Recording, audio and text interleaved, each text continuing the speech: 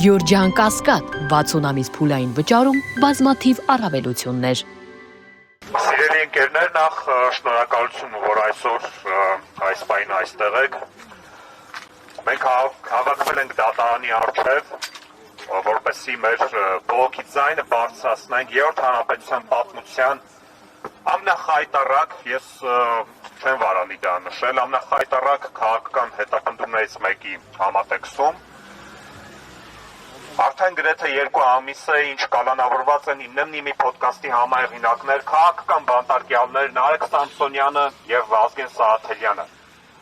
Կալանավորված են այն անձնավորության հաղորդման հիման վրա, ով ընդամենը տարիներ առաջ մայրաքաղաքի կենտրոնում թքել էր քաղաքացու վրա, այդ քաղաքացու կողմից քննադատության արժանանալու համար։ Նարեկ Սամսոնյանը եւ Վազգեն Սահաթելյանը կալանավորված են իրենց քաղաքական հայացքների, իրենց ընդդիմադիր խոսքի, իրենց ընդդիմադիր կեցվածքի եւ քաղաքական սուր քննադատության համար։ Նրանք կալանավորված են այն բանի համար, որ պատասխանել են ազգային ժողովի նախագահի պաշտոն զբաղեցնող անձնավորության վիրավորանքներին։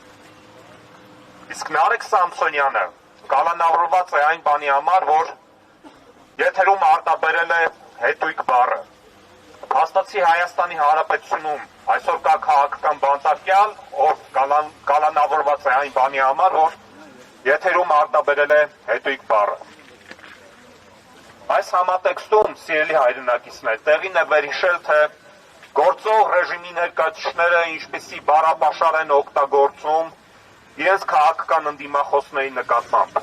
Եվ եթե մենք ունենայինք իրապես արդար դատաիրավական համակարգ, ապա այդ անձինք բնականաբար կենթարկվեին